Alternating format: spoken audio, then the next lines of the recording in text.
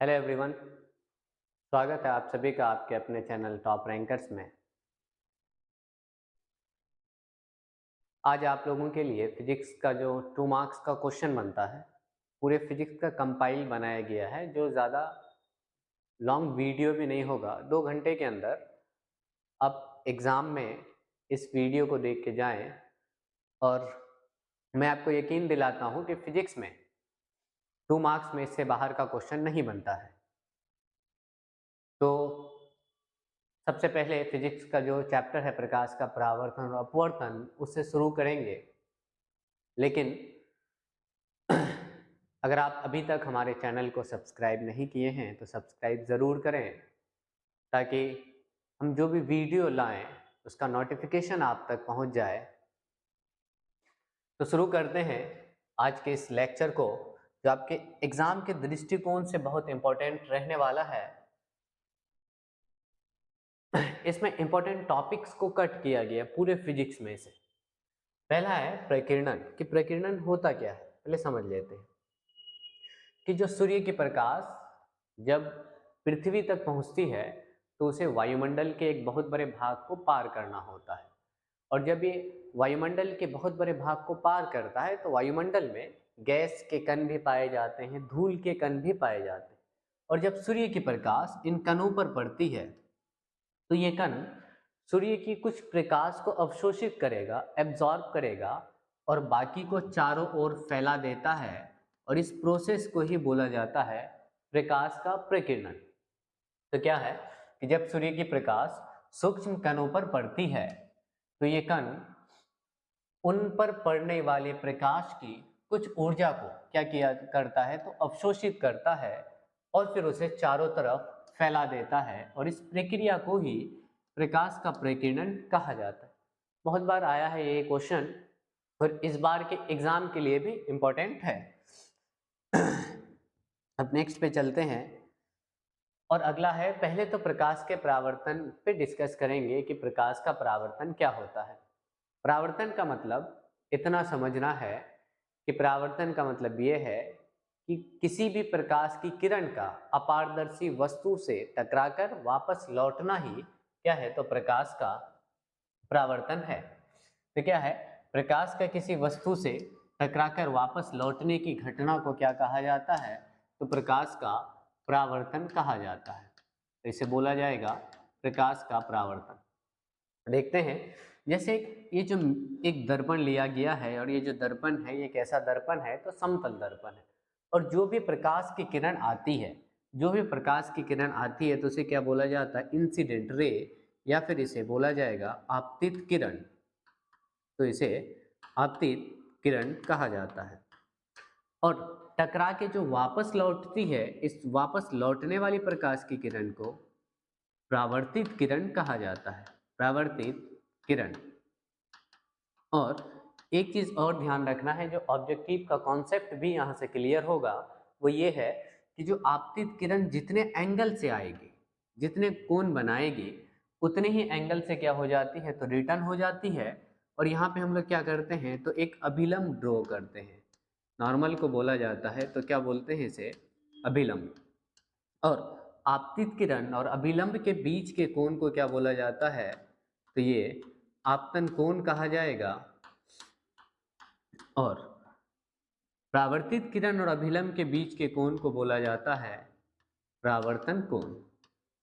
और आपतन कोण जो होता है ये परावर्तन कोण के बराबर होता है। ठीक है, तो परावर्तन के नियम भी 2 मार्क्स में आता है कि प्रकाश के परावर्तन के कितने नियम है, लिखें।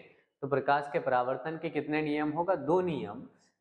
पहला नियम क्या है कि जो आपतित किरण है, यानी ये जाने वाली किरण, और जो परावर्तित किरण है, जो किरण टकरा के वापस जा रही है, तथा आपतन बिंदु पर डाला गया अभिलंब। आपतन बिंदु क्या है, तो आपतित किरण, परावर्तित किरण और अभिलंब तीनों जिस बिंदु पर आकर मिले उस बिंदु को क्या बोला जाएगा, तो आपतन बिंदु कहा जाता है। तो आपतन बिंदु पर जो अभिलंब डालते हैं तीनों क्या होगा, तो एक ही तल में होता है। तो तीनों एक ही तल में होता है, ये पहला नियम है। और दूसरा है कि जो आपतन कोण है वो किसके बराबर होगा, तो परावर्तन कोण के बराबर होगा। अर्थात ये कहा जा सकता है कि ये जो एंगल आई होता है ये किसके बराबर, तो एंगल आर के बराबर।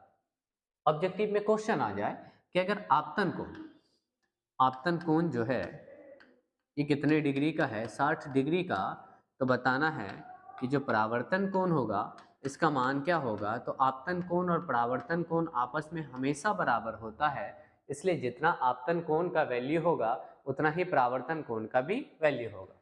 ठीक है, उम्मीद करते हैं कि इसमें किसी प्रकार की कोई दिक्कत नहीं होगी। अगले पे आते हैं कि इमेज क्या होता है, प्रतिबिंब किसको बोलते हैं। ठीक है, हमारे ही जैसा एक क्या बनना, तो छाया बनना। ठीक है, क्या बोलेंगे उसे, तो प्रतिबिंब कहा जाता है। और प्रतिबिंब की अगर देखें तो होता क्या है कि जैसे हम किसी मिरर के सामने खड़े हुए, ठीक है, तो सूर्य की किरण हम पे पड़ेगी, मिरर पे जाएगी, ठीक है, और तो उसके बाद क्या बन जाता है, तो प्रतिबिंब बन जाता है। यानी प्रतिबिंब भी बनने के लिए क्या जरूरी है, तो प्रकाश जरूरी है।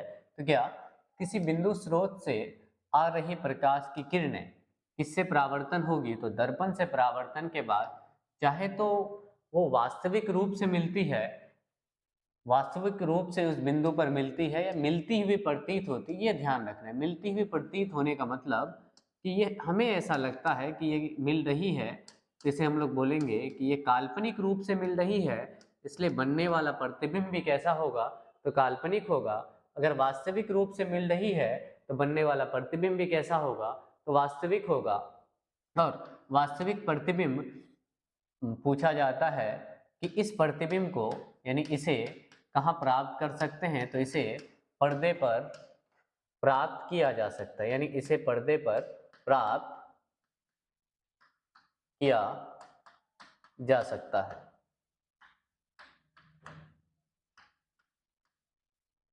ठीक है, अब जो भी प्रतिबिंब बनेगा समतल दर्पण में, तो समतल दर्पण में प्रतिबिंब जो बनती है उसकी कुछ विशेषताएं होती है। तो पहले समतल दर्पण का देख लेते हैं क्या क्या विशेषताएं होती है।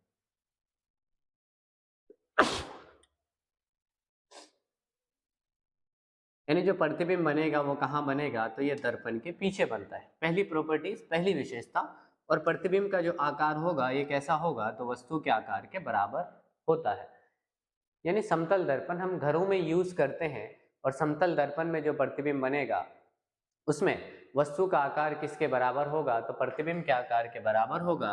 और प्रतिबिंब जो है वो वस्तु की अपेक्षा कैसा बनता है, तो सीधा बनता है। और प्रतिबिंब कैसा होगा, तो पार्श्विक रूप से उल्टा होता है। और पार्श्विक रूप से उल्टा का मतलब ये है कि डायरेक्शन का फर्क होगा।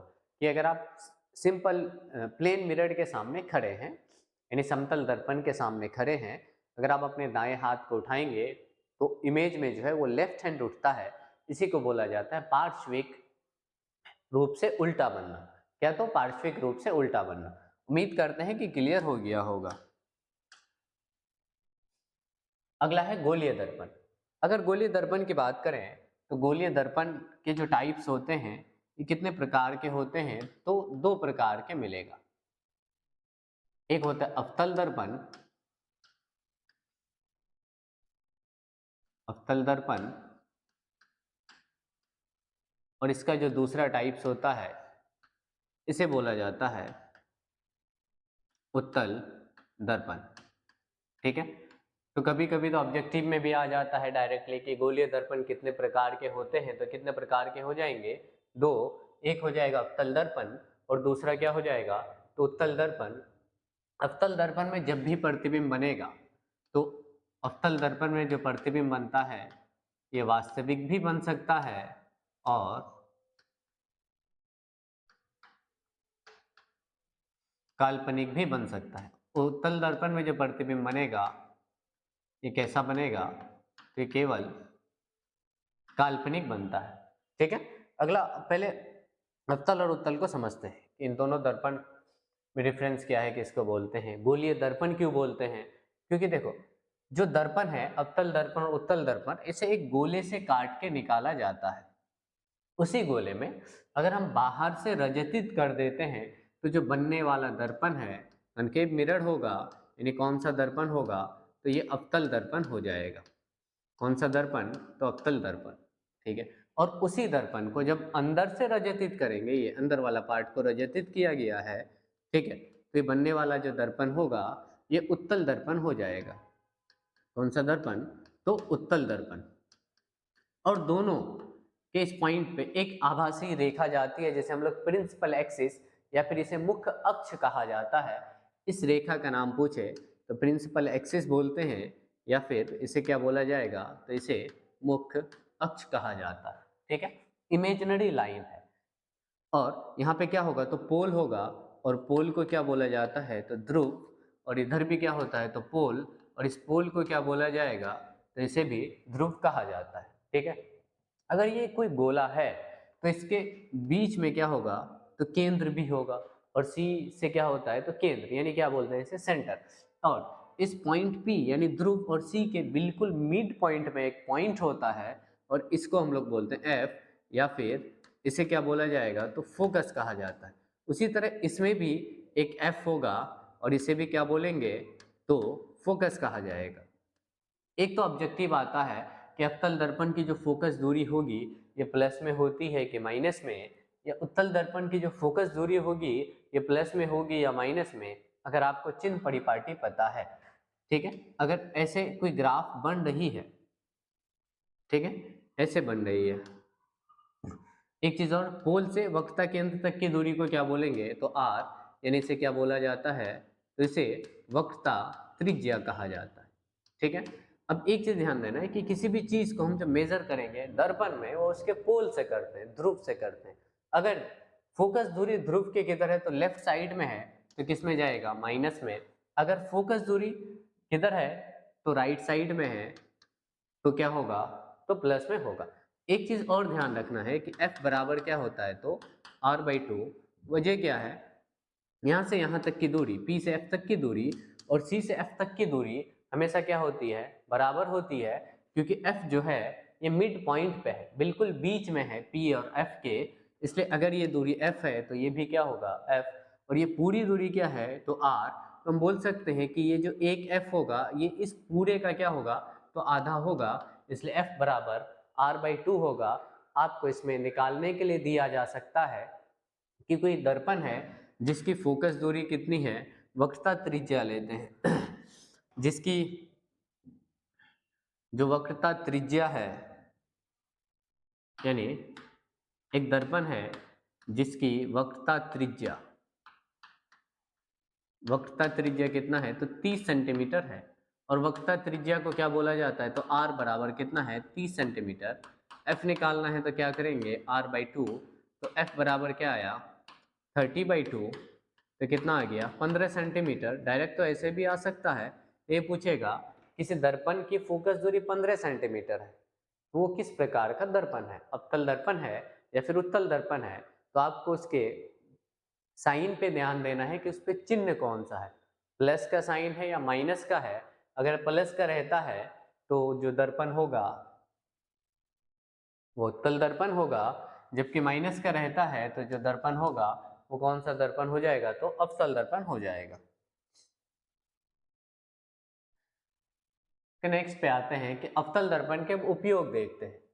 अवतल दर्पण का उपयोग क्या क्या है, तो अवतल दर्पण एक तो प्रतिबिंब छोटा भी बनाता है, बड़ा भी बनाता है, काल्पनिक भी बनाता है और वास्तविक भी बनाता है। तो हजामती दर्पण, ठीक है, शेविंग वेविंग के लिए अगर जाए, हजामती दर्पण के रूप में इसका यूज होता है डॉक्टरों द्वारा मरीजों के नाक, कान, गला आदि को देखने में। होता क्या है, अवतल दर्पण वस्तु के प्रतिबिंब को बड़ा करता है, उत्तल दर्पण छोटा कर देता है। इसलिए क्योंकि जो सेंसिटिव पार्ट है जो बहुत छोटा है, इजीली हम नहीं देख सकते हैं, तो उसे देखने के लिए किसका यूज करेंगे, तो अवतल दर्पण का। और जो सौर भट्टियों में ऊर्जा को संग्रहित करने के लिए, ठीक है, यानी एनर्जी को एब्जॉर्ब करने के लिए भी किसका यूज करते हैं, तो उत्तल दर्पण का यूज किया, अवतल दर्पण का यूज किया जाता है। अगला है आवर्धन। कि आवर्धन जो है ये क्या होता है, तो आवर्धन क्या है, अगर मैं आपको बताऊं कि आवर्धन, मैग्निफिकेशन, तो क्या, प्रतिबिंब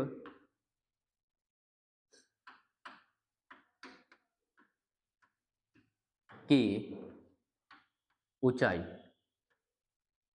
और बाई में किसकी ऊंचाई, तो बिंब, बिंब को क्या बोला जाता है, तो वस्तु कहा जाता है, बिंब की ऊंचाई, यानी क्या आ जाएगा, प्रतिबिंब की ऊंचाई और बिंब की ऊंचाई किसके बराबर, आवर्धन, उसी को बनाया गया प्रतिबिंब की ऊंचाई और बिंब की ऊंचाई के अनुपात को क्या कहा जाता है, तो आवर्धन कहा जाता है। और आवर्धन को क्या बोला जाता है, तो m, और प्रतिबिंब की ऊंचाई को क्या लेंगे, h डैश और बाई h, ये किसके बराबर, तो माइनस में v बाई यू के बराबर होता है। 2 मार्क्स के लिए आता है। अगर लेंस का पूछ ले कि लेंस में आवर्धन v बाई यू प्लस में होगा और जबकि मिरर में जो होता है ये किस में होता है, तो माइनस में। कभी कभी इसका ऐसा यूनिट पूछ लेता है कि बताना है एसआई मात्रक क्या होगा, किसका एसआई मात्रक, तो एसआई मात्रक निकालना है आवर्धन का। तो अगर आवर्धन का एसआई मात्रक निकालना है, आवर्धन क्या बोलते हैं इसे, तो m क्या होता है, h डैश और बाई में h डैश क्या है, तो h डैश जो है ये प्रतिबिंब की ऊंचाई है और जब किसी चीज की ऊंचाई है तो वो उसकी लेंथ ही है, ठीक है, कितनी लंबी है। और ऊंचाई की भी ऐसा ही मात्रक क्या होती है, तो मीटर, और बिंब की ऊंचाई और ये भी क्या है, तो ऊंचाई है और इसकी भी ऐसा ही मात्रक क्या होगी, तो मीटर, और मीटर कट जाता है, इसलिए ये जो होता है ये मात्रक विहीन होता है, यानी इसका कोई एसआई यूनिट नहीं होता है। तो एग्जामिनर आपको फंसाने के लिए ऐसा क्वेश्चन तैयार कर सकता है, ठीक है। नेक्स्ट पे आते हैं इसका। अगला पहले प्रकाश के अपवर्तन को देखेंगे कि प्रकाश का अपवर्तन जो है ये क्या होता है। एक था प्रकाश का परावर्तन और एक है प्रकाश का अपवर्तन। प्रकाश के परावर्तन के लिए एक माध्यम का अपारदर्शी होना जरूरी है, जबकि प्रकाश के अपवर्तन के लिए दोनों माध्यम का पारदर्शी होना जरूरी है। प्रकाश के अपवर्तन में होता क्या है कि सपोज एक प्रकाश की किरण एक माध्यम से दूसरे माध्यम में जाएगी। माध्यम आप ये समझ सकते हैं कि जैसे जल है, वाटर, अगर वाटर लेते हैं यानी क्या लिया जाए, तो जल, और क्या लिया जाए, तो वायु, ये दो अलग अलग मीडियम है और इसका घनत्व भी अलग अलग है, डेंसिटी। जैसे वायु का घनत्व क्या होगा, जल के कंपैरिजन में क्या होगा, तो कम होता है, ठीक है। तो घनत्व डिपेंड करता है कि अपवर्तनांक में, कि प्रकाश की किरण जो आ रही है वो किधर बेंड कर रहा है यानी मुड़ रहा है, ठीक है। जैसे दो मीडियम लिया गया, ए मीडियम 1 है और ये क्या है, तो मीडियम 2 है, ठीक है। और जब इंसिडेंट रे आ रही है, कौन सा किरण है, तो ये है आपतित किरण, आपतित किरण, ठीक है। और जब ये दूसरे मीडियम में आ रही है तो क्या होगा, इसे इस तरह से निकलना चाहिए, लेकिन ये इस तरह से नहीं निकल रही, जो नॉर्मल ड्रॉ हो रहा है उधर क्या हो रहा है, तो मुड़ जा रहा है, नहीं अभिलंब की ओर क्या हो जाती है, तो मुड़ जाती है। क्यों, क्योंकि ये दूसरे मीडियम में इंटर किया और दोनों का घनत्व अलग अलग है, ठीक है, इसलिए इसकी दिशा क्या हो जाती है, बदल जाती है, अपने पथ से क्या हो जाती है, तो मुड़ जाती है। और इस घटना को ही क्या कहा जाएगा, तो प्रकाश का अपवर्तन कहा जाएगा। जब प्रकाश की किरण एक माध्यम से दूसरे माध्यम में प्रवेश करती है, सघन से विरल हो सकता है या फिर विरल से सघन। अगर माध्यम की भी बात करें तो माध्यम कितना हो जाएगा, तो दो, एक को बोला जाएगा सघन माध्यम और एक को बोला जाएगा विरल माध्यम। विरल को सरल माध्यम भी बोला जाता है या इसे इंग्लिश में रेयरड बोला जाएगा और इसे क्या बोला जाएगा, तो डेंसर बोला जाएगा। यानी अगर हम दो माध्यमों को लें, जिसका घनत्व तो ज्यादा होगा वो सघन माध्यम, जिसका घनत्व तो कम होगा तो क्या हो जाएगा, विरल माध्यम। जैसे जल और वायु में ज्यादा घनत्व किसका है, तो जल का है, इसलिए जल जो होगा ये सघन माध्यम होगा और वायु जो होगा ये कैसा माध्यम, तो विरल माध्यम। तो जब प्रकाश की किरण एक माध्यम से दूसरे माध्यम में जाती है तो अपने वास्तविक पथ से क्या हो जा रही है, तो विचलित हो जाती है यानी मुड़ जाती है, और इसे ही क्या बोला जाता है, तो प्रकाश का अपवर्तन कहा जाता है। और प्रकाश के अपवर्तन के भी कितने नियम हैं, तो दो नियम हैं। क्या क्या, पहला है आपतित किरण, अपवर्तित किरण और आपतन बिंदु पर डाला गया अभिलंब तीनों एक ही तल में होता है, तीनों एक ही तल में होता है। यानी ये जो किरण दिख रही है आपको ये है आपतित किरण और ये जो मुड़ रही है इसे बोला जाता है अपवर्तित किरण, इसे बोला जाएगा अपवर्तित किरण। और ये जो अभिलंब है और ये तीनों कहाँ पे होगा, तो एक ही बिंदु पर होगा, उस बिंदु को बोलते हैं आपतन बिंदु। अगला है आपतन कोण की ज्या, और अपवर्तन कोण की ज्या का अनुपात जो होगा ये नियतांक होगा। ज्या को क्या बोला जाता है तो साइन, ठीक है। यानी क्या हो जाएगा कि साइन क्या तो आई और बाई में क्या आ जाएगा तो sine R is equal to क्या होता है ये दोनों तो नियतांक होता है। और इस नियम को ही क्या बोला जाता है, इस नियम का ही नाम है स्नेल का नियम। क्या है तो स्नेल का नियम। क्वेश्चन कैसे आएगा इसका वो भी बता दे। पहली बात तो ये कि ऑब्जेक्टिव में भी आता है स्नेल का नियम क्या है तो sine I by sine R जो है ये नियतांक होता है। ये 2 नंबर के लिए आएगा स्नेल का नियम क्या है तो क्या होगा आपतन कोण की ज्या तथा अपवर्तन कोण की ज्या का अनुपात नियतांक होता है जिसे स्नेल का नियम कहा जाता है। और नीचे में इसको लिख देना है कि sine I by sine R जो होगा ये कैसा होता है तो कांस्टेंट होता है।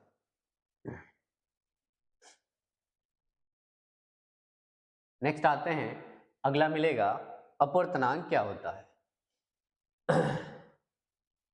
अपवर्तनांक क्या है देख लेते हैं पहले। अपवर्तनांक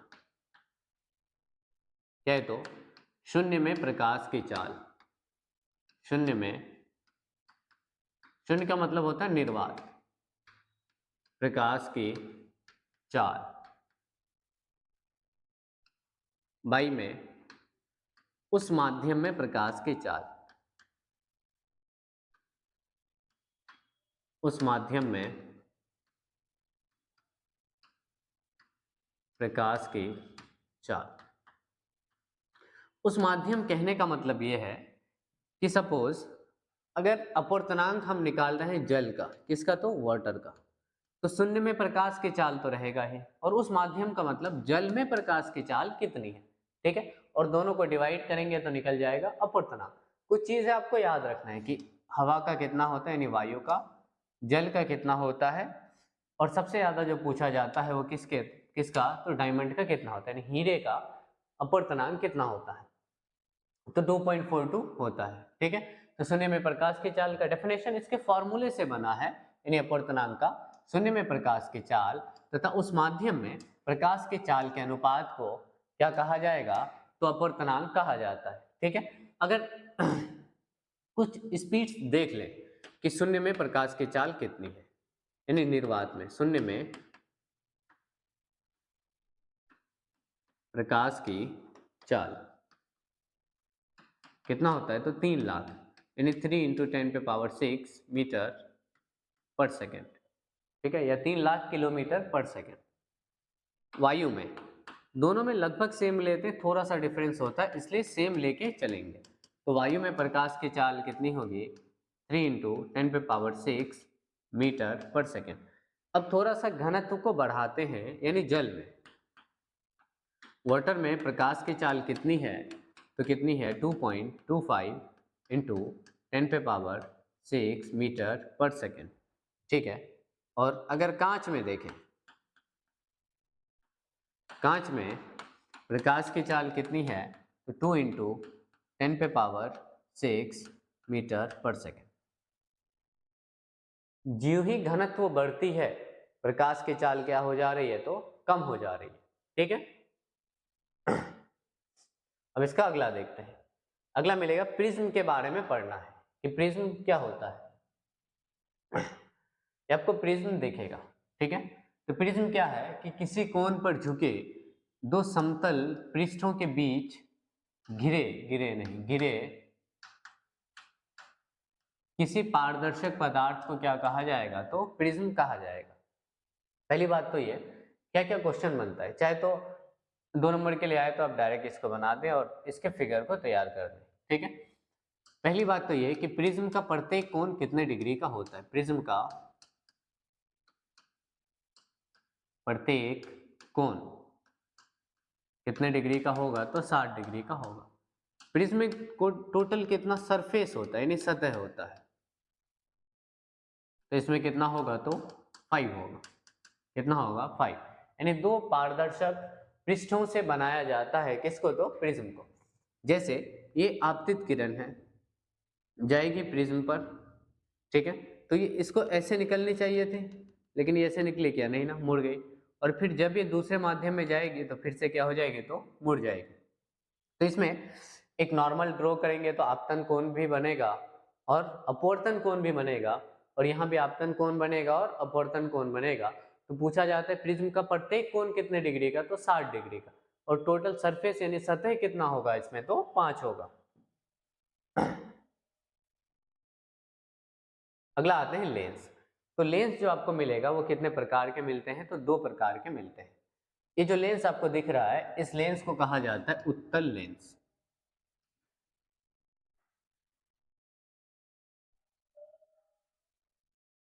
कौन सा लेंस है ये, तो इस लेंस को बोला जाएगा उत्तल लेंस।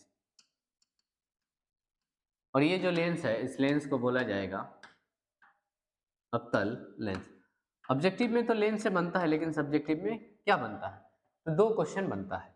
उत्तल लेंस को अभिसारी लेंस क्यों कहा जाता है, और अवतल लेंस को अपसारी लेंस क्यों कहा जाता है। अभिसारी का मतलब क्या होता है और अपसारी का मतलब क्या होता है, पहले वो समझ लेते हैं। कि जब प्रकाश की किरणें अलग अलग दिशाओं से आकर एक ही बिंदु पर आकर मिले तो उसे बोलते हैं अभिसारी किरणपुंज, और जब प्रकाश की किरणों का समूह एक बिंदु से निकलकर अलग अलग दिशाओं में फैल जाती है तो इसे बोला जाता है अपसारी किरणपुंज। तो उत्तल लेंस को अभिसारी लेंस क्यों बोलेंगे, तो 2 तरह का लेंस होगा। पहला क्या हो जाएगा, तो उत्तल लेंस, और इसका जो दूसरा टाइप आएगा इसे बोला जाएगा अवतल लेंस।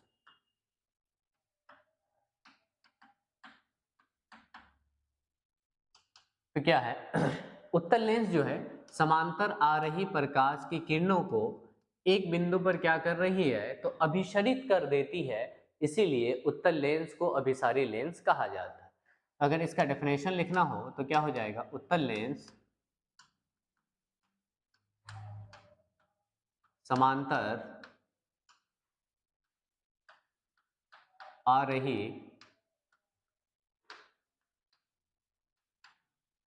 प्रकाश की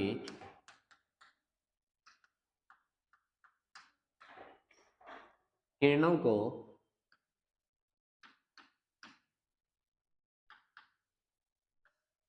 एक बिंदु पर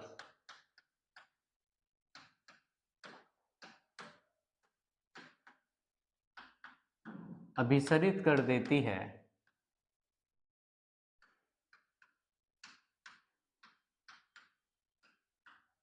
इसलिए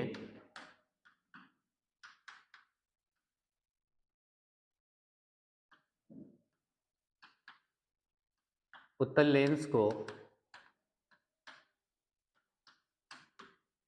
अभिसारी लेंस कहा जाता है।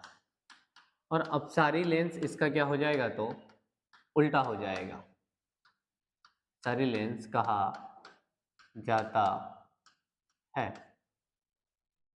ठीक है, तो अपसारी क्या हो जाएगा, तो इसका उल्टा हो जाएगा कि अपसारी अवतल लेंस को अपसारी लेंस क्यों बोलते हैं, क्योंकि अवतल लेंस समांतर आ रही प्रकाश की किरणों को एक बिंदु से अपसरित कर देती है, यानी फैला देती है, इसलिए अवतल लेंस को क्या बोला जाएगा, तो अपसारी लेंस। अब देखते हैं लेंस की क्षमता क्या है। किसी लेंस की क्षमता या शक्ति उसके उससे सामर्थ्य की माप है, उसके क्या है, तो उसके सामर्थ्य की माप है। सामर्थ्य का मतलब कैपेसिटी, ठीक है, माप है जो प्रकाश की समांतर किरणों को अभिसरण या अपसरण करती है।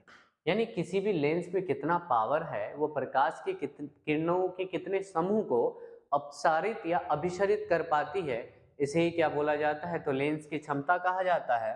और लेंस की क्षमता क्या होता है, P इज इक्वल टू क्या होगा, तो 1/f।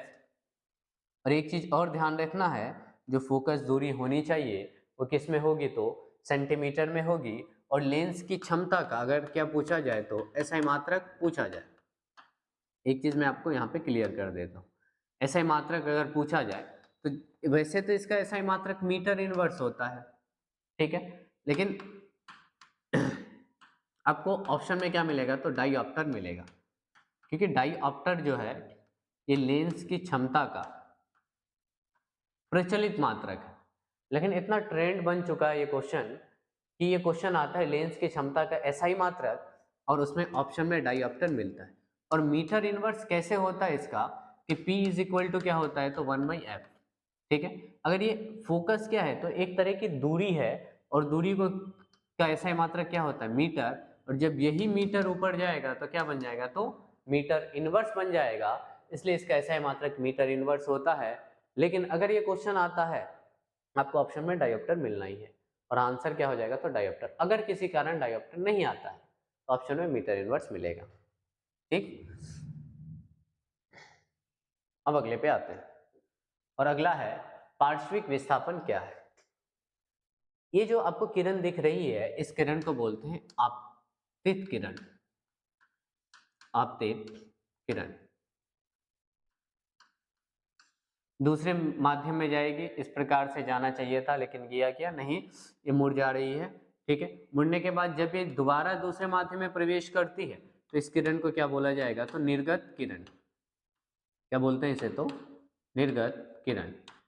और ये आपतित किरण को जब हम बढ़ाते हैं और ये जो निर्गत किरण है इन दोनों के बीच की लंबवत दूरी, लंबवत का मतलब एक 90 डिग्री पे रेखा डालेंगे और उन दोनों के बीच की दूरी को क्या बोला जाएगा तो लेटरल डिस्प्लेसमेंट, या फिर इसे क्या बोला जाता है तो पार्श्विक विस्थापन। तो इसे पार्श्विक विस्थापन कहा जाता है। ठीक है, तो वही है आपतित किरण और निर्गत किरण के बीच की कैसी दूरी तो लंबवत दूरी को क्या कहा जाएगा तो पार्श्विक विस्थापन कहा जाएगा। ठीक है, अगला है मानव नेत्र के बारे में। वैसे तो मानव नेत्र का 5 मार्क्स का भी क्वेश्चन आता है कि मानव नेत्र का सचित्र वर्णन करें। इसके बारे में कुछ चीजें आपको याद रखनी है, वो मैं समझा देता हूं। मानव नेत्र का सबसे जो बाहरी परत है इसे बोला जाता है श्वेत पटल या श्वेत मंडल, या इसे बोला जाएगा स्क्लेरोटिक पटल, जो अपारदर्शी होती है, यानी जो हम लोगों का आंख है उसका बाहर वाला जो पार्ट है जो व्हाइट होता है, सफेद होती है, इसे कहा जाता है स्क्लेरोटिक पटल। और ये क्या होती है तो अपारदर्शी, यानी सूर्य की किरणें प्रकाश जो हमारी आंखों में प्रवेश करेगी वो व्हाइट वाले पार्ट से प्रवेश नहीं कर सकती है। कैसी होती है तो अपारदर्शी होती है, यानी ये वाला पार्ट अगर पूछा जाए तो ये क्या होगी अपारदर्शी होगी। कैसा ऑब्जेक्टिव बनता है इस वाले टॉपिक से वो भी देख लेते हैं।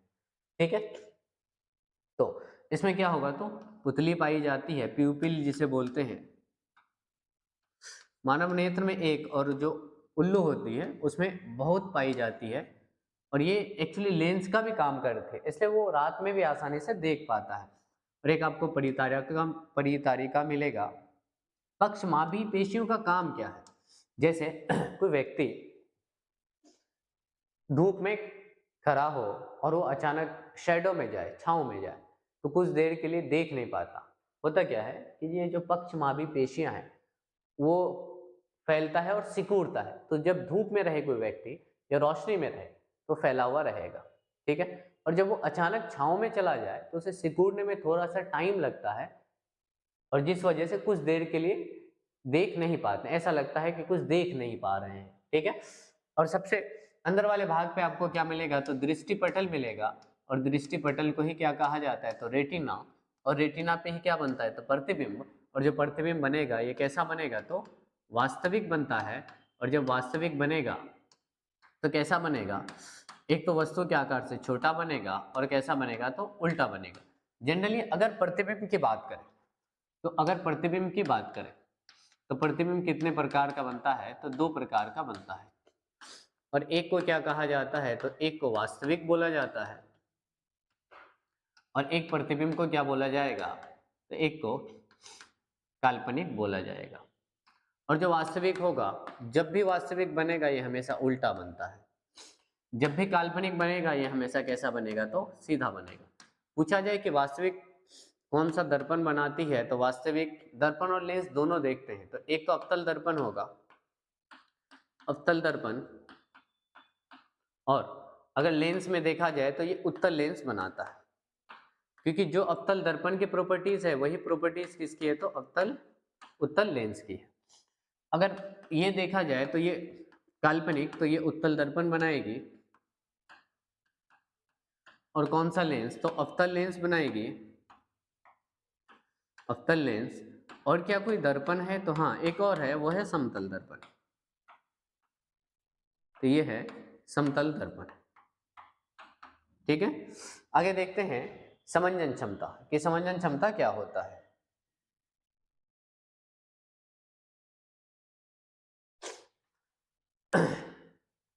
कि कोई वस्तु दूर या निकट स्थित वस्तुओं को जब स्पष्ट रूप से देखना हो तो उसे देखने के लिए जो नेत्र लेंस है, ठीक है, उसकी फोकस दूरी को क्या किया जाता है, चाहे तो घटाया जाता है या बढ़ाया जाता है। ठीक है, अगर दूर है कोई वस्तु तो फोकस दूरी को क्या कर दिया जाएगा, बढ़ा दिया जाएगा, नजदीक है तो घटा देते हैं। ठीक है, जिससे वस्तु को हम देख पाने के सक्षम हो पाते हैं, इसी को ही क्या बोला जाएगा, इसे ही समंजन क्षमता कहा जाता है। यानी किसी भी वस्तु को देखना चाहते हैं तो नेत्र लेंस की फोकस दूरी को चाहे तो बढ़ाएंगे या घटाएंगे, ठीक है, जिसके वजह से हम वस्तु को देख पाने के सक्षम हो पाते हैं, कैपेबल हो पाते हैं, इसको ही क्या बोला जाएगा, तो इसे कहा जाता है समंजन क्षमता। अगला आते हैं, अगला है निकट दृष्टि दोष। निकट दृष्टि दोष, दूर दृष्टि दोष और जरा दूरदर्शिता, तीन है। मैं आपको निकट दृष्टि दोष बताऊंगा। दूर दृष्टि दोष वो बिल्कुल निकट दृष्टि दोष के कैसा है, तो उल्टा है। अगर आपको निकट दृष्टि दोष पता हो तो दूर दृष्टि दोष लिखना आसान है। इसके नाम, ये अपने नाम के बिल्कुल उल्टा चलता है। निकट दृष्टि दोष का मतलब तो ये होना चाहिए कि निकट की वस्तुएं ना दिखे, लेकिन निकट दृष्टि दोष में क्या हो रहा है कि निकट की वस्तुएं तो दिख रही है लेकिन दूर की वस्तुएं स्पष्ट रूप से नहीं दिख रही है। कि नेत्र में उत्पन्न ऐसा दोष जिससे नेत्र निकट की वस्तुओं को स्पष्ट रूप से देख पाता है लेकिन दूर की वस्तुओं को स्पष्ट रूप से नहीं देख पाता है, इसे क्या बोला जाएगा, तो निकट दृष्टि दोष कहा जाएगा। और निकट दृष्टि दोष में क्या होता है,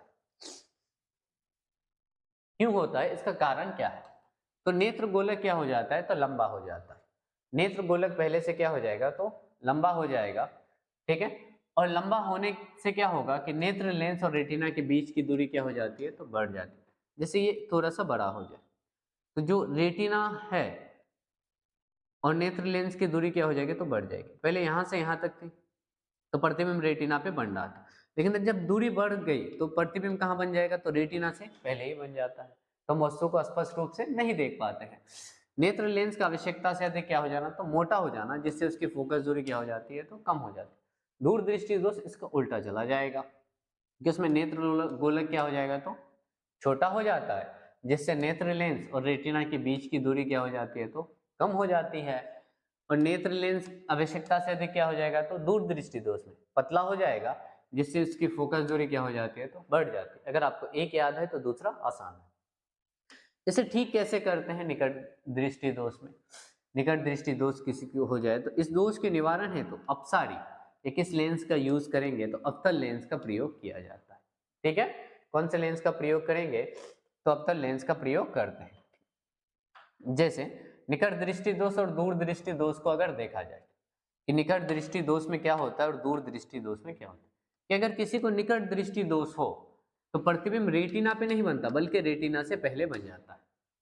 ठीक है, और किसी भी वस्तु को हम तभी देख पाएंगे जब प्रतिबिंब कहां पर बने, तो रेटिना पर। रेटिना पर बनना क्यों जरूरी है, क्योंकि प्रतिबिंब केवल रेटिना पर बनता है लेकिन उस प्रतिबिंब को समझाने का काम किसका है, तो ब्रेन का है, और जो हमारी नर्व्स है वो रेटिना से जुड़ी हुई है। ठीक है, और जबकि दूर दृष्टि दोष में क्या होगा, ये भी प्रतिबिंब रेटिना पर नहीं बनेगा बल्कि रेटिना के बाहर बन जाता है, तो हम तब भी वस्तु को स्पष्ट रूप से नहीं देख पाएंगे। ठीक है, अगला नेक्स्ट क्वेश्चन है जरा दूरदर्शिता क्या है। जरा दूरदर्शिता में क्या होता है कि ना तो हम दूर की वस्तुओं को देख पाएंगे और ना ही नजदीक की वस्तुओं को देख पाएंगे, इसी को क्या बोला जाएगा, तो जरा दूरदर्शिता कहा जाता है। ये नॉर्मली कब होगा, जो हमारी नेत्र लेंस होती है ना तो उसकी फोकस दूरी बढ़ पाती और ना ही घट पाती। ये कब होगा, तो जब किसी भी व्यक्ति की उम्र बढ़ने लगे तो नेत्र लेंस की जो लचक होती है, फ्लेक्सिबिलिटी जो है, ये क्या हो जाएगी, तो कम हो जाएगी, जिससे ना तो हम दूर की वस्तुओं को देख पाते हैं और ना ही निकट की वस्तुओं को देख पाते हैं। नेत्र में अगर इस तरह का दोष उत्पन्न हो तो इसे क्या बोला जाएगा, जरा दूरदर्शिता कहा जाता है। बढ़ती उम्र के साथ नेत्र लेंस की जो लचक है ये क्या हो जाएगी, तो कम हो जाएगी, और जिस कारण क्या होता है, नेत्र जो है चाहे दूर की वस्तुएं हो या निकट की वस्तुएं हो उसे स्पष्ट रूप से नहीं देख पाता है और नेत्र में उत्पन्न इस प्रकार के दोष को जरा दूरदर्शिता कहा जाता है। ठीक है, अगर इसे दूर करना है तो किसका यूज करेंगे, तो बाइफोकल लेंस का यूज करेंगे। इसमें दोनों लेंस होगा, उत्तल लेंस भी और उत्तल लेंस दोनों होता है। अब देखते हैं वायुमंडलीय अपवर्तन क्या है। इससे रिलेटेड एनसीईआरटी का कुछ जरूरी क्वेश्चन है जो बहुत बनता है एग्जाम में। वायुमंडलीय अपवर्तन कि वायुमंडलीय अपवर्तन क्या है, वो घटना जहां पृथ्वी के वायुमंडल की विभिन्न घनत्व और तापमान वाली परतों से गुजरने पर जो प्रकाश है उसकी जो किरणें हैं वो क्या हो जाती है, तो मुड़ जाती है, जिससे वस्तुओं की वास्तविक स्थिति बदल जाती है। इसके कारण हमें सूर्योदय और सूर्यास्त में देरी, तारों का टिमटिमाना, इंद्रधनुष का दिखना जैसी घटनाएं देखने को मिलती है, क्योंकि गर्म हवा ठंडी हवा से कम सघन होती है और प्रकाश की गति बदलती है। मैं आपको इसे सरल भाषा में समझाता हूँ कि जब सूर्य की प्रकाश की किरण आएगी तो उसे हमारी आंखों तक पहुंचने के लिए वायुमंडल के एक बहुत बड़े भाग को पार करना होगा, और जब ये हमारे वायुमंडल के बहुत बड़े भाग को पार करेगा तो उसमें आपको धूल कण मिलेगा, गैस के कण मिलेगा, कहीं घनत्व तो ज़्यादा मिलेगा, कहीं कम मिलेगा, तो उसका बार बार क्या होगा, तो अपवर्तन होगा, जिसकी वजह से उसका डायरेक्शन क्या होता रहेगा, तो बदलता रहेगा, और वो हमारी आंखों में सही तरीके से नहीं पहुंच पाएगी, सतत रूप से नहीं पहुंच पाएगी, और यही वजह है कि कुछ प्राकृतिक घटनाएं दिखने को मिलती है। उसमें पहला एग्जाम्पल है तारों का टिमटिमाना। हमें तारे टिमटिमाते हुए नजर आते हैं लेकिन रियलिटी में तारे नहीं टिमटिमाते हैं। ये प्रकाश के ये किस वजह से होता है, तो वायुमंडलीय अपवर्तन के वजह से होता है। ठीक है, अगला आपको मिलेगा प्रकाश का वन विक्षेपण। अब इससे देखते हैं, ये से ऑब्जेक्टिव भी बहुत आता है, प्रकाश का वन विक्षेपण क्या है। फिजिक्स में क्या है कि फिजिक्स में आपको टॉपिक्स की समझ होनी चाहिए, आप आंसर खुद तैयार कर सकते हैं। प्रकाश का वन विक्षेपण, विक्षेपण का मतलब बंटना, क्या होना, तो बंटना। और जब व्हाइट लाइट हो हमारे पास, कैसी लाइट, तो व्हाइट लाइट यानी श्वेत प्रकाश हो, और जब श्वेत प्रकाश को क्या करेंगे, किसी एक प्रिज्म से होकर गुजारते हैं, तो क्या होगा, इसमें प्रकाश का अपवर्तन होगा, और जिस वजह से ये जो श्वेत प्रकाश है कितने रंगों में बढ़ जाएगी, तो 7 रंगों में बढ़ जाएगी। ठीक है, इसे याद कैसे रखेंगे, तो इसके लिए आती है VIBGYOR, क्या बोला जाता है, तो विब गियोर। रेड को क्या बोला जाएगा, तो लाल, ऑरेंज को नारंगी,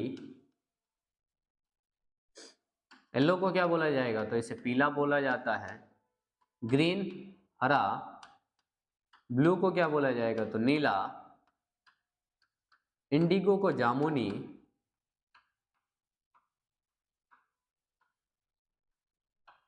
और वायलेट को क्या बोला जाएगा, तो बैगनी।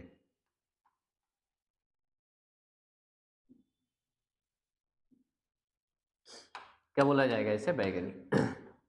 इसमें 2 चीज याद रखना, एक तो तरंगदैर्घ्य वेवलेंथ, और एक होता आवृत्ति। सबसे ज्यादा अगर तरंगदैर्घ्य पूछे तो वो कौन से रंग का, तो लाल रंग का। सबसे कम पूछे तो बैगनी का। और ये जो तरंगदैर्घ्य और आवृत्ति है, यानी जो तरंगदैर्घ्य है और आवृत्ति, ये एक दूसरे के व्युत्क्रमानुपाती। व्युत्क्रमानुपाती का मतलब जो सबसे ज्यादा है तरंगदैर्घ्य उसकी सबसे कम क्या होगी, तो आवृत्ति। यानी सबसे ज्यादा तरंगदैर्घ्य किसकी है, तो लाल की, तो सबसे कम आवृत्ति किसकी हो जाएगी, लाल की।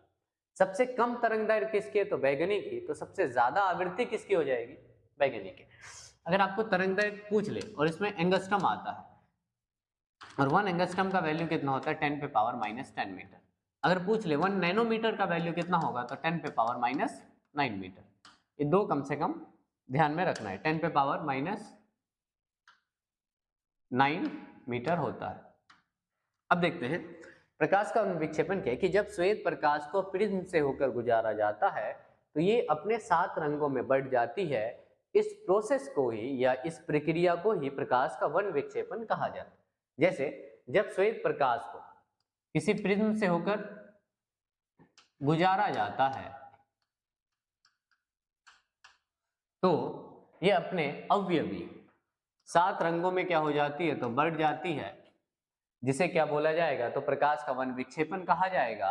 या ऑब्जेक्टिव में भी आए सबसे ज्यादा तरंगदैर्घ्य किसका, तो लाल का। सबसे कम आवृत्ति किसकी, तो लाल का। सबसे कम तरंगदैर्घ्य किसका, तो बैगनी की। और सबसे अधिक आवृत्ति किसकी, तो बैगनी की। एक क्वेश्चन आता है कि जो रेड कलर है इसके तरंगदैर्घ्य की वजह से इसे खतरे के संकेत के रूप में यूज किया जाता है। खतरे का संकेत क्या है, तो रेड है, ये तरंगदैर्घ्य ज्यादा है, और जिस भी कलर का तरंगदैर्घ्य ज्यादा हो वो दूर से आसानी से दिख जाता है। अब कुछ इंपॉर्टेंट क्वेश्चन है एनसीईआरटी का जो आपको ध्यान में रखना है, ठीक है। पहला क्वेश्चन, किसी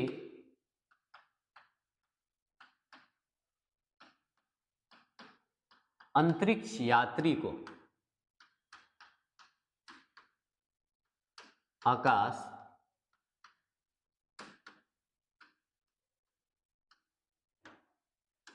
नीले की अपेक्षा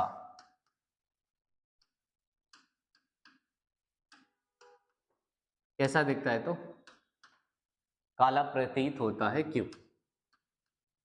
काला प्रतीत होता है, क्यों? दूसरा क्वेश्चन इसमें ध्यान रखना है, आकाश का रंग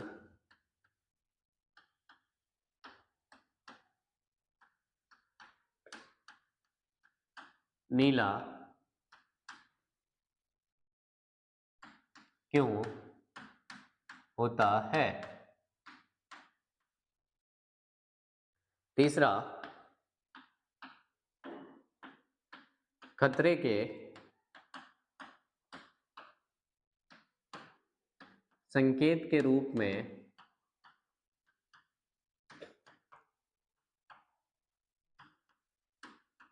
लाल रंग का अभी कुछ देर पहले बताया गया प्रयोग क्यों किया जाता है? चौथा क्वेश्चन,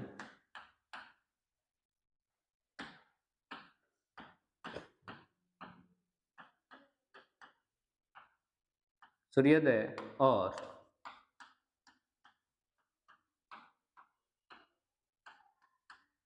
सूर्यास्त के समय, यानी सनसेट और सनराइज के समय सूर्य का रंग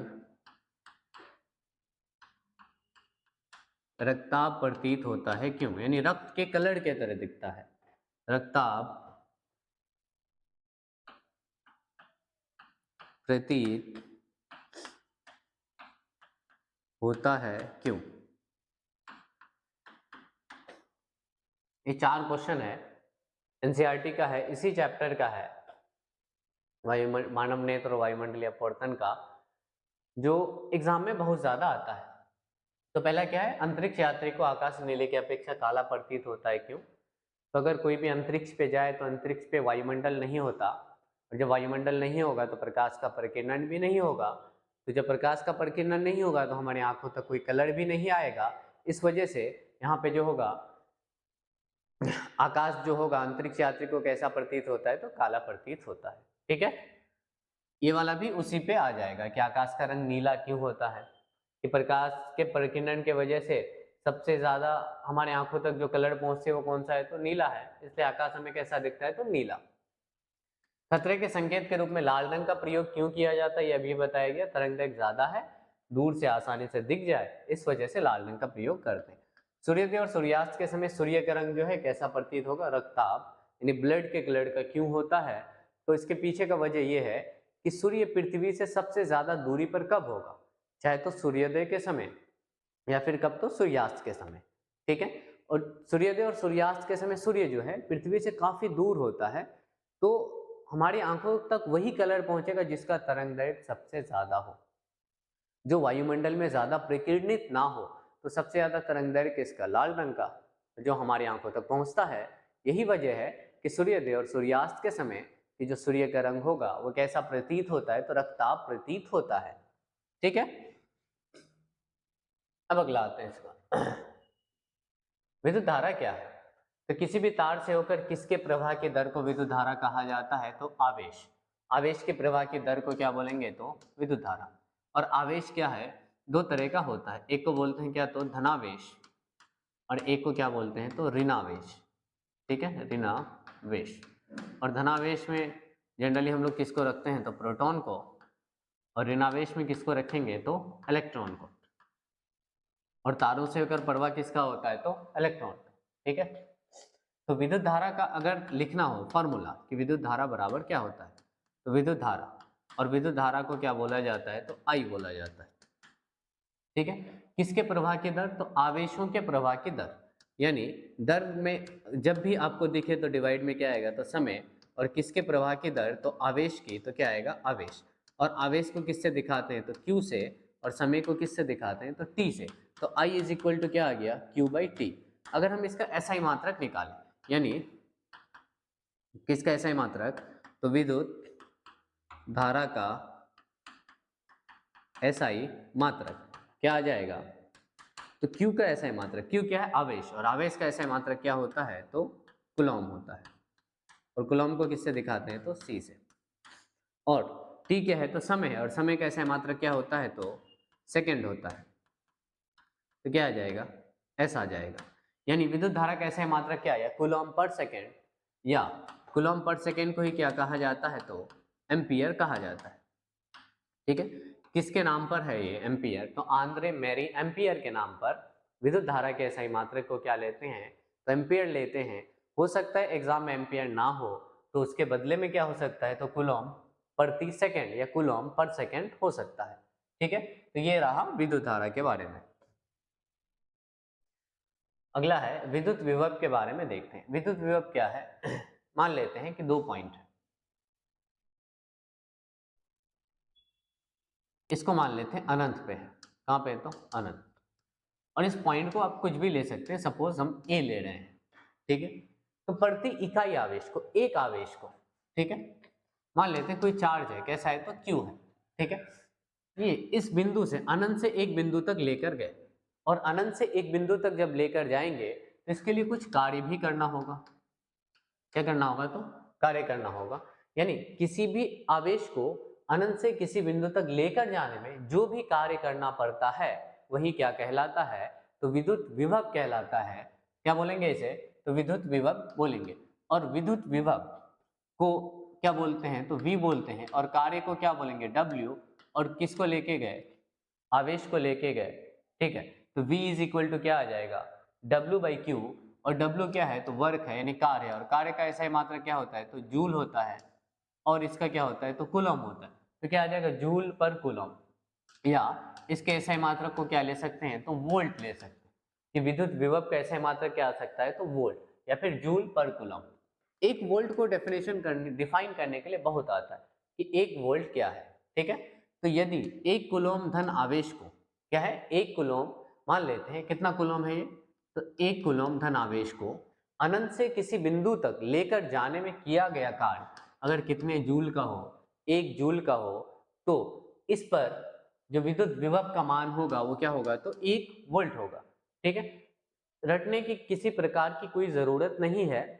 अगर आप इसको समझ रहे हैं कि हम एक कूलम आवेश लिए और एक कूलम आवेश को अनंत से एक बिंदु तक लेकर गए, और अनंत से जब एक बिंदु तक लेकर गए तो इसे लेकर जाने में कुछ कार्य भी करना होगा। मान लेते हैं कि 1 जूल का कार्य करना पड़ा, तो उस पर विद्युत विभव का मान कितना हो जाएगा? 1 वोल्ट। वही है कि यदि एक कूलम आवेश को कहा अनंत से किसी बिंदु तक लेकर जाने में किया गया कार्य कितना हो? 1 जूल का हो, तो उसे उस बिंदु पर विद्युत विभव का मान क्या कहलाता है? तो 1 वोल्ट कहलाता है।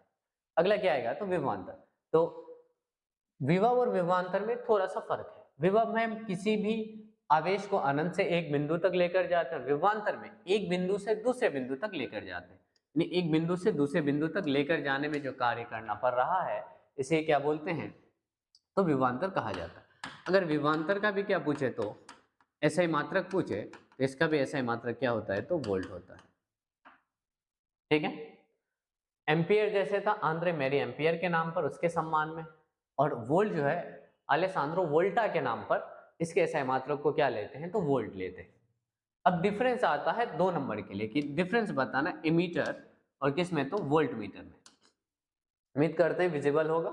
एमीटर से किसको मापते हैं, तो विद्युत धारा को मापा जाता है, और वोल्ट मीटर से किसको मापते हैं, तो विभवांतर को मापा जाता है। देखो, ये किसी विद्युत परिपथ में किसको मापता है, तो धारा की प्रबलता को मापता है, और इसका काम है दो बिंदुओं के बीच का वोल्टेज यानी विभवांतर कितना है, ये किसी विद्युत परिपथ में किन्हीं दो बिंदुओं के बीच के किसको मापेगा, तो विभवांतर को मापता है।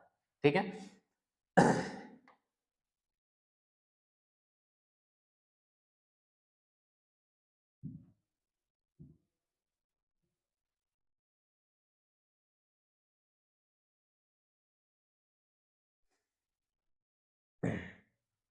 और इसका काम क्या है, तो दूसरा, ये किसी विद्युत परिपथ में जो है इसे किस किस क्रम में जोड़ा जाएगा, तो श्रेणी क्रम में जोड़ा जाता है। कौन से क्रम में जोड़ेंगे, श्रेणी क्रम। ठीक है। और इसे किस क्रम में जोड़ा जाता है, समांतर क्रम। यानी एमीटर को किस में जोड़ेंगे, श्रेणी क्रम में, और वोल्टमीटर को किस में जोड़ेंगे, तो समांतर क्रम। क्योंकि हम कुछ उपकरण लगाते हैं, बल्ब लगा हुआ है, रेफ्रिजरेटर है, या कुछ और उपकरण लगाते हैं, हीटर लगाते हैं, तो सब सेम वोल्टेज खींचे ये जरूरी तो नहीं है, इसलिए उसे समांतर क्रम में ही जोड़ते हैं। ठीक है, वोल्टमीटर को। इसका स्केल किस में होगा, तो एम्पियर। एमीटर है इसलिए इसका स्केल किस में होगा, तो एम्पियर। और वोल्टमीटर में स्केल किस में रहता है, तो वोल्ट में अंकित रहता है। ठीक है, तो ये डिफरेंस रहा 2 नंबर के लिए, ये डिफरेंस जो है ये पूछा जाता है।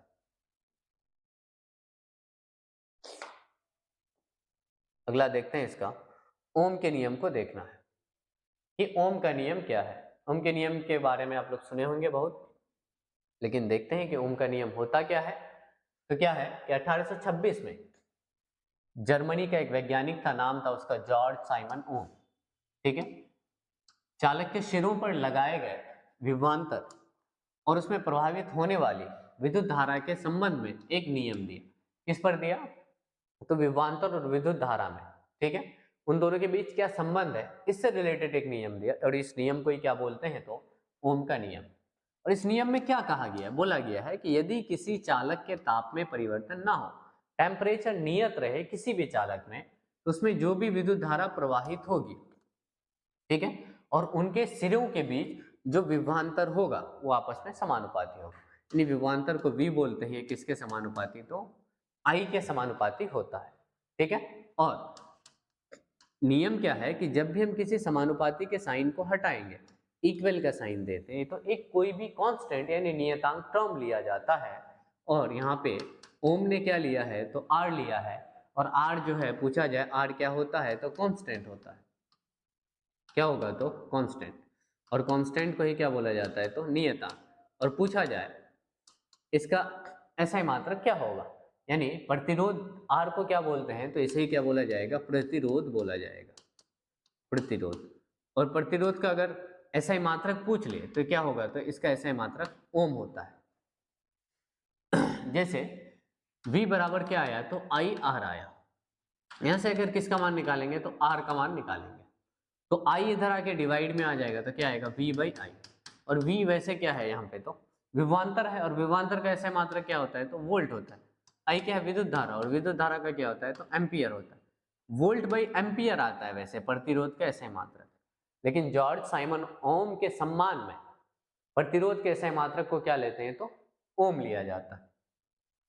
जिस तरह से 1 वोल्ट का था उसी तरह से किसका, तो 1 ओम का डेफिनेशन देखते हैं कि यदि किसी चालक तार के सिरों पर 1 वोल्ट का विभवांतर लगाने से चालक में 1 एम्पियर की धारा प्रवाहित होती है, तो उस चालक का प्रतिरोध क्या कहलाता है, 1 ओम। जैसे ओम के नियम में था V बराबर IR, और प्रतिरोध का ऐसा मात्रक क्या है, ओम, यानी इसी को डिफाइन कर रहे हैं। तो R बराबर क्या आ जाएगा, V/I। ये बोला है कि ये प्रतिरोध है, तो इसे हम लोग क्या बोल सकते हैं, 1 ओम, किसके बराबर, 1 वोल्ट बाई 1 एम्पियर के बराबर।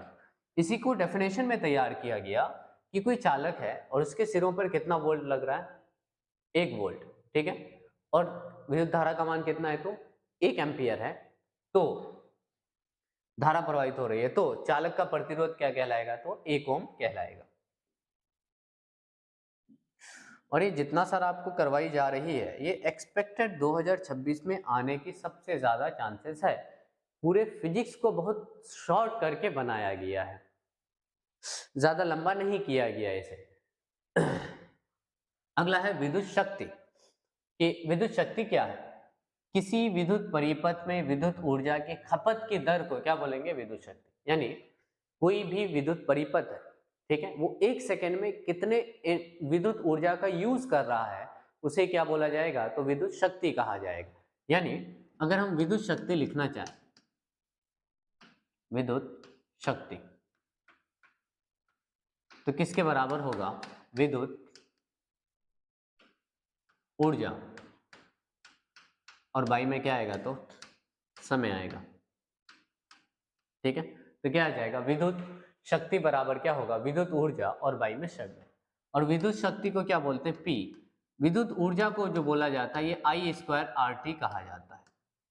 फॉर्मूला है, प्रूव्ड है, शॉर्ट में ये आता नहीं है इसलिए अभी हम ये करवा नहीं रहे। और समय को क्या बोला जाता है? टी, और टी क्या हो जाएगा? तो कैंसिल आउट। तो ऐसे में पी बराबर क्या आया? तो I²R। आप इसे समीकरण 1 ले सकते हैं क्योंकि ऑब्जेक्टिव आता है, निम्न में से कौन विद्युत शक्ति को निरूपित नहीं करता है। विद्युत शक्ति का एक फॉर्मूला तो ये होगा, P बराबर I²R, लेकिन किससे? तो ओम के नियम से आते हैं। किससे? ओम के नियम से। अगर आप ओम के नियम से आएंगे तो क्या होता है? वैसे V बराबर क्या होता है? तो IR। एक बार I का वैल्यू निकाल के रखेंगे और एक बार R का। अगर V बराबर I करते हैं तो किसका मान निकलेगा? R का। और इसी R के मान को किस में रखेंगे? तो समीकरण 1 में रखते हैं। तो P बराबर क्या हो जाएगा? P बराबर I² और इंटू R का मान क्या है? तो V/I। तो ये I और स्क्वायर क्या हुआ? Cancel out. तो ऐसे में एक P का फॉर्मूला क्या आया? तो VI। एक तो ये रहा। फिर उसी ओम के नियम से हम यहां से एक बार क्या किए? तो R का वैल्यू निकाले और एक बार किसका मान निकालेंगे? तो I का निकालेंगे। तो ओम का नियम क्या बोल रहा है? V बराबर IR। तो क्या करेंगे? इसे V/R किसका होगा? तो I का। और इसी को अब किस में रखेंगे? तो इक्वेशन 1 में रखेंगे। और इक्वेशन 1 मेरा कौन सा है? तो ये है।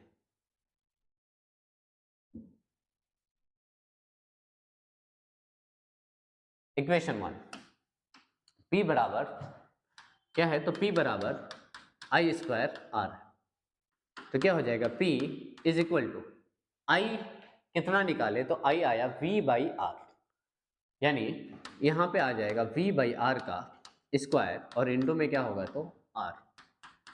इसको सॉल्व करेंगे तो V² और बाई में क्या होता है? तो R² और इंटू में क्या होगा? तो R और स्क्वायर क्या होगा? तो कैंसिल होगा। तो ऐसे में P का वैल्यू कितना आया? तो V² और बाई में क्या आया? तो R।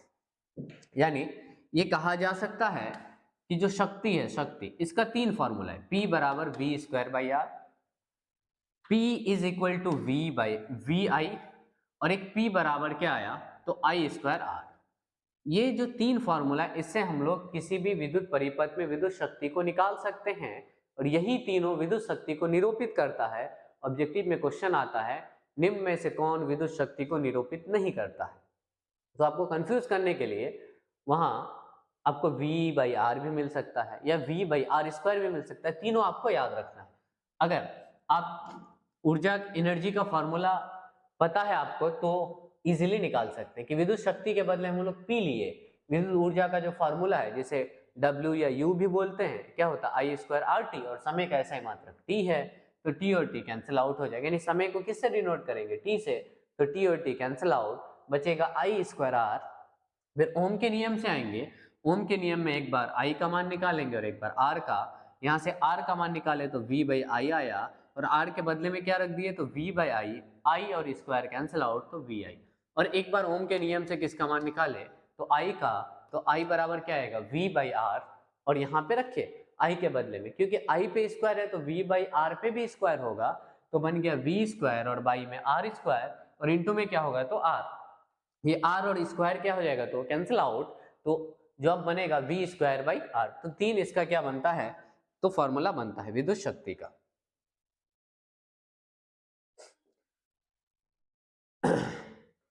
फिजिक्स के लास्ट चैप्टर पे पहुंच चुके हैं, वह चुंबकीय क्षेत्र रेखाओं के गुण। चुंबकीय क्षेत्र रेखाओं की अगर दिशा पूछी जाए तो ये कहाँ से निकलती है, दक्षिणी ध्रुव से, और कहाँ जाती है तो उत्तरी ध्रुव।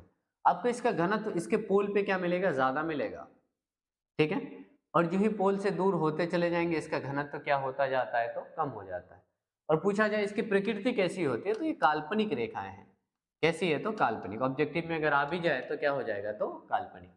तो इसकी प्रॉपर्टीज को देखते हैं कि चुंबकीय क्षेत्र रेखाएं कहाँ से निकलती है, सॉरी कहाँ से निकलेगी तो उत्तरी ध्रुव से निकलेगी और कहाँ जाएगी तो दक्षिणी ध्रुव में जाएगी, ठीक है।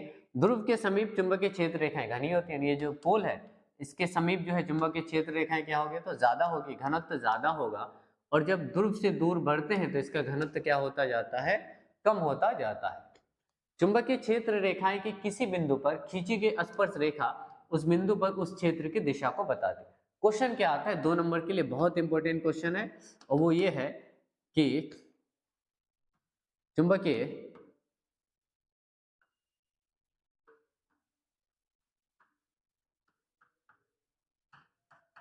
क्षेत्र रेखाएं एक दूसरे को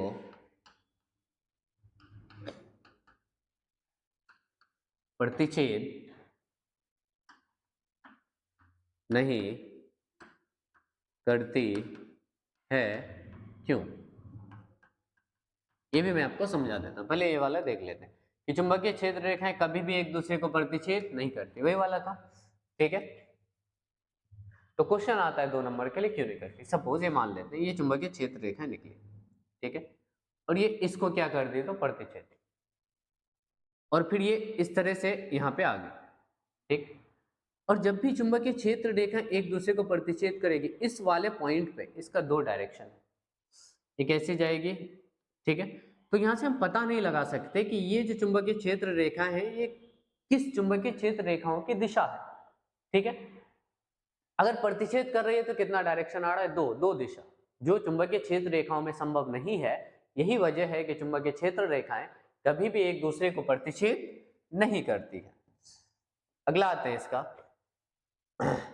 अगला आएगा कुछ रूल्स पढ़ना है, और इसमें पहला जो आ रहा है वो है मैक्सवेल का दक्षिण हस्त नियम। मैक्सवेल का दक्षिण हस्त नियम, तो बहुत कोई मैक्सवेल का नाम जानते भी होंगे, लेकिन ये दूसरा मैक्सवेल है, फिजिक्स वाला मैक्सवेल है, ठीक है। उन्होंने एक रूल दिया है, क्या रूल दिया है कि मान लेते हैं ये पेन है, ठीक है, और ये धारावाही चालक है, यानी अगर हम इससे विद्युत धारा पास करेंगे तो विद्युत धारा पास हो जाएगी, ठीक है।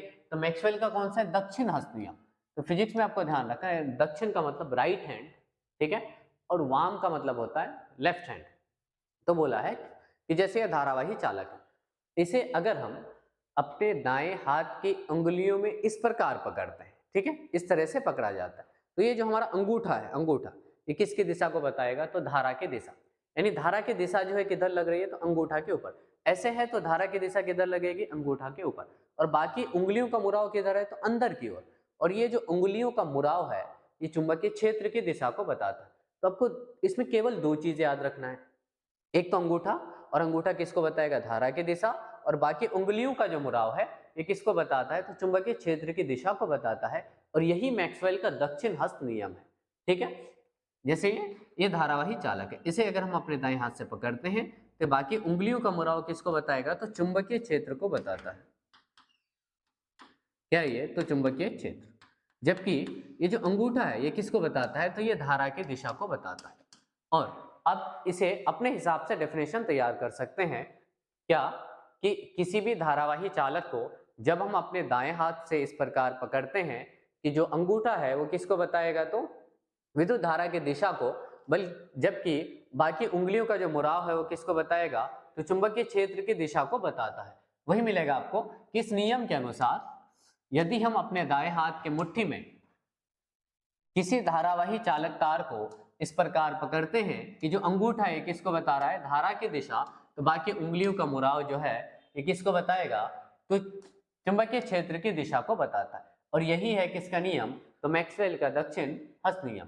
ठीक है, तो 2 नंबर के लिए विद्युत चुंबक आ जाता है। विद्युत चुंबक क्या है कि विद्युत चुंबक ऐसा चुंबक है जिसमें चुंबकत्व का गुण उतने ही देर तक रहेगा। नाम से ही पता चल रहा है, मैग्नेट तो होगा लेकिन कैसा, विद्युत, यानी कब तक रहेगा, जब तक इसमें विद्युत धारा पास करेंगे। जब तक इसमें विद्युत धारा पास करेंगे तो ये अपने चारों ओर एक मैग्नेटिक फील्ड बनाएगा। यानी मान लेते हैं कि इसमें अगर हम विद्युत धारा पास करेंगे तो इस अपने चारों ओर क्या बनाएगा, तो इलेक्ट्रिक फील्ड। इस क्षेत्र में कोई भी चीज आता है तो ये इसे अपनी ओर आकर्षित कर लेता है। ठीक है, तो क्या है कि वैसा चुंबक जिसमें चुंबकत्व का गुण उतने ही समय तक रहता है जब तक कि उसमें क्या पास की जाए, तो विद्युत धारा पास की जाए। इसी को क्या कहा जाएगा, तो विद्युत चुंबक कहा जाता है। ठीक है, और विद्युत चुंबक बनाने के लिए किसका यूज करते हैं, तो नरम लोहे के क्रोड का यूज करते हैं। क्वेश्चन भी आता है विद्युत चुंबक बनाने के लिए नरम लोहे के क्रोड का प्रयोग क्यों करते हैं। तो नरम लोहे में जो है चुंबकत्व का गुण जल्दी आ भी जाता है और जल्दी चला भी जाता है। ठीक है, इसलिए किसका यूज करेंगे, तो नरम लोहे के क्रोड। एक और आता है वो है इस्पात। इस्पात का यूज करते हैं अस्थायी चुंबक बनाने के लिए, क्योंकि इस्पात में चुंबकत्व का गुण जल्दी नहीं आता और इसमें चुंबकत्व का गुण भी जल्दी नहीं जाता, इसलिए अस्थायी चुंबक बनाने के लिए किसका यूज, तो इस्पात का यूज किया जाता है। ऑब्जेक्टिव में बहुत बार आता है कि विद्युत चुंबक बनाने के लिए किसका प्रयोग करते हैं, तो नरम लोहे के कोर का, यानी नरम लोहे के क्रोड का प्रयोग किया जाता है। अगला आएगा, फ्लेमिंग ने 2 नियम दिया, एक राइट हैंड रूल और एक लेफ्ट हैंड रूल। इन्हें फ्लेमिंग का दक्षिण हस्त नियम भी मिलेगा और फ्लेमिंग का वाम हस्त नियम भी मिलेगा। तो पहले हम लोग फ्लेमिंग के वाम हस्त नियम को पढ़ेंगे, लेफ्ट हैंड। ठीक है, कितने उंगलियों को, 3, ध्यान रखना। एक आपको फिंगर्स का नाम पता होना चाहिए। इसे क्या बोलते हैं, तो अंगूठा। इसे क्या बोलते हैं, तो तर्जनी। इसे क्या बोलेंगे, तो मध्यमा बोला जाएगा। ठीक है, उसने ये बताया क्या बताया, किस नियम के अनुसार यदि हम कौन से हाथ में, तो बाएं हाथ में 3 अंगुलियों, कौन कौन सा, तो एक अंगूठा, मध्यमा और तर्जनी को परस्पर कैसे फैलाएंगे, तो लंबवत फैलाते हैं। कितने डिग्री पे, तो लंबवत फैलाते हैं। ठीक है, क्या क्या है, तो अंगूठा है, तर्जनी है और मध्यमा है, ये एक दूसरे को 90 डिग्री के एंगल में फैलाते हैं। और ऐसा करने से क्या होता है, अंगूठा जो है ये किसकी दिशा को बताएगा, बल की दिशा। ये जो हमारा अंगूठा है ये बल की दिशा को बताएगा, यानी जो बल लगेगा ये किधर लगेगा, अंगूठा की दिशा में लगेगा। ठीक है, और जो तर्जनी है, तो तर्जनी किसको दिशा को बताता है, चुंबकीय क्षेत्र, यानी चुंबकीय क्षेत्र कहाँ लग रहा है, तो बाहर लग रहा है। ठीक है, तर्जनी किसको बता रहा है, चुंबकीय क्षेत्र। जबकि मध्यमा है ये किसको बताएगा, तो धारा की दिशा। तो अंगूठा, तर्जनी और मध्यमा को जब परस्पर लंबवत फैलाते हैं तो अंगूठा किसको बता रहा है, तो अंगूठा दिख रहा होगा आपको, अंगूठा किसको बता रहा है, तो बल की दिशा को बता रहा है। किसको बताएगा, तो ये बल की दिशा, यानी बल इधर लग रहा है। और जो तर्जनी है ये चुंबकीय क्षेत्र की दिशा को बताएगा, मध्यमा किसको बताएगा, तो धारा की दिशा को बताएगा। इसे कहा जाता है फ्लेमिंग का वाम हस्त नियम। ठीक है, ये ध्यान रखना है आपको। फ्लेमिंग का वाम हस्त नियम भी और फ्लेमिंग का दक्षिण हस्त नियम करवाया नहीं गया है, क्योंकि मुझे लग रहा है कि इस बार फ्लेमिंग का वाम हस्त नियम ज्यादा जरूरी है। ठीक है, 2 तरह के धारा आपको मिलेगा, एक को बोलते हैं दिष्ट धारा और एक को बोला जाता है प्रत्यावर्ती धारा। ठीक है, दिष्ट धारा क्या है, दिष्ट धारा की आवृत्ति समय के साथ नहीं बदलती है ना, ये हमेशा सेम ग्राफ में चलती रहती है। इसे क्या बोला जाएगा, तो दिष्ट धारा कहा जाता है। ठीक है, इसमें आता है कि आवृत्ति क्या है, तो 1 सेकंड में होने वाले चक्करों की संख्या को क्या बोला जाएगा, प्रत्यावर्ती धारा की आवृत्ति कहा जाता है। जैसे ये हुआ दिष्ट धारा। ठीक है, प्रत्यावर्ती धारा में क्या, इसकी फ्रीक्वेंसी क्या हो जा रही है, तो बदल जा रही है। ठीक है, कभी कम होगा और कभी क्या होगा, तो ज्यादा होगा। इसे क्या कहा जाएगा, तो प्रत्यावर्ती धारा। और प्रत्यावर्ती धारा में ही पूछा जा रहा है कि आवृत्ति क्या है, तो 1 सेकंड में जितना चक्कर लगा, यहां से यहां तक आया, यहां से यहां तक आया, तो कितना चक्कर हुआ, 1 चक्कर। उस तरह के ये कितने चक्कर लगा रहा है 1 सेकंड में, उसे बोलेंगे आवृत्ति। और इंडिया में करंट की जो आवृत्ति है विद्युत धारा की वो कितनी है, तो 50 हर्ट्ज है। इसका मतलब जो प्रत्यावर्ती धारा है वो 1 सेकंड में कितना चक्कर लगा रही है, तो 50 चक्कर लगा रही है। ठीक है, ये इसे हम लोग बोलते हैं एम्पलीट्यूड, या इसे हिंदी में आयाम बोला जाएगा। क्या बोला जाएगा, तो आयाम। और आज का और इस चैप्टर का लास्ट टॉपिक है अतिभारण, और क्या है तो लघुपतन 2 नंबर के लिए आता है। मैंने पूरे फिजिक्स को कंपाइल किया, बहुत छोटा किया। अगर आप इतना भी कर लेते हैं, मैं यकीन दिलाता हूँ 2 नंबर आपका कहीं नहीं जाने वाला है। मतलब 2 नंबर वाला जितना सारा क्वेश्चन आता है फिजिक्स में, आपको 4 क्वेश्चन बनाना है, उसमें 8 मिलेगा। और आपका यही लेक्चर देख के इजीली आसानी से क्या हो जाएगा तो बन जाएगा। ठीक है, मेरा मानना यह है कि लास्ट टाइम में मार्क्स लाने के लिए सिर्फ पढ़ना जरूरी नहीं है, मतलब स्मार्ट स्टडी ज्यादा जरूरी है। कहा जाता है कि हर एक चीज में अच्छा खिलाड़ी होना चाहिए, उस तरह से इसमें भी है। तो इसी पे 2 लाइन है कि एग्जाम एक खिलौना है, तू खेल तो सही, जीत तेरी तय है, लेकिन पहले मुश्किलों को झेल तो सही। क्योंकि सत्य को कहने के लिए किसी शपथ की जरूरत नहीं होती, नदियों को बहने के लिए किसी पथ की जरूरत नहीं होती। जो बढ़ते हैं जमाने पर अपने मजबूत इरादों के साथ, उसे आगे बढ़ने के लिए किसी रथ की ज़रूरत नहीं होती। इसलिए मेरा मानना है कि आप क्वेश्चन को एनालाइज करें, फिर पढ़ें, क्योंकि एग्ज़ाम अब ज़्यादा नहीं, अब सारा चीज़ पढ़ लें ये ज़रूरी नहीं है, और ये हो भी नहीं पाएगा अभी। अब जितना भी पढ़ लिए उसे ज़्यादा से ज़्यादा रिवीजन करना है। आज के लास्ट कुछ चीज़ों को देख लेते हैं।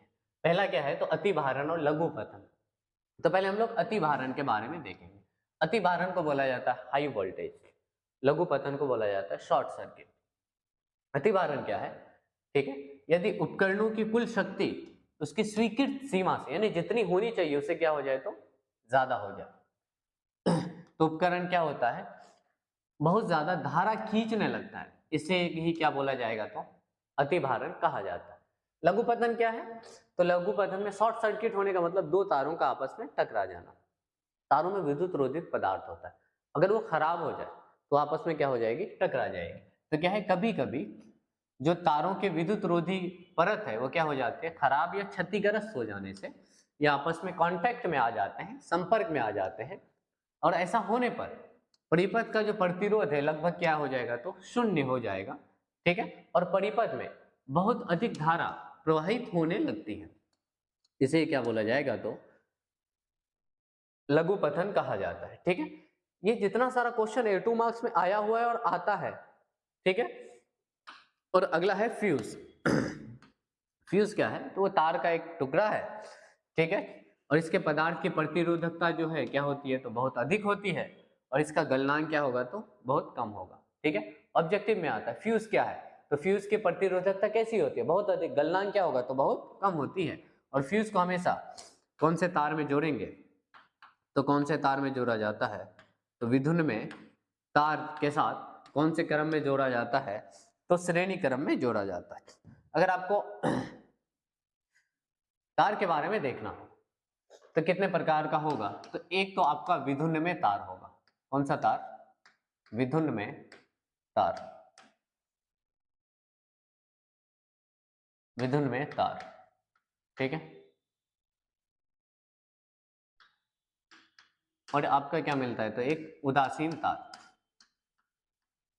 ठीक, और एक भूतार जिसे हम लोग क्या बोलते हैं तो अर्थिंग कहा जाता है,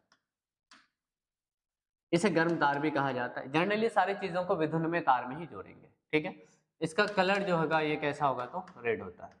ठीक है, इसका कैसा होगा तो हरा होगा। उदासीन तार का कुछ भी हो सकता है, आप वाइट भी आता है, और उसके बाद पीला भी आता है। यानी एक तार जो है रेड कलर का होगा जिससे पहचान सके कि ये विधुन में तार है, जिससे करंट हमेशा पास होती रहती है। ये डोमेस्टिक वायरिंग में है, जब इसका ऑब्जेक्टिव करवाएंगे तो इसके बारे में भी डिस्कस करेंगे। कंपाइल ऑब्जेक्टिव पूरे फिजिक्स का लगभग 80 क्वेश्चन है, इन 80 क्वेश्चन का डिस्कस करेंगे, और इससे बाहर का ऑब्जेक्टिव नहीं आएगा, केवल 80 क्वेश्चन में। ठीक है, तो आज के लिए इतना ही।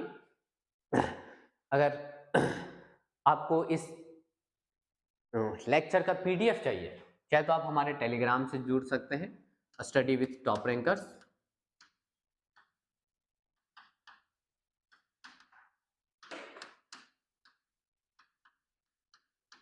या आप हमें इस नंबर पे व्हाट्सएप कर सकते हैं, ताकि मैं आपको ये PDF प्रोवाइड करवा सकूं।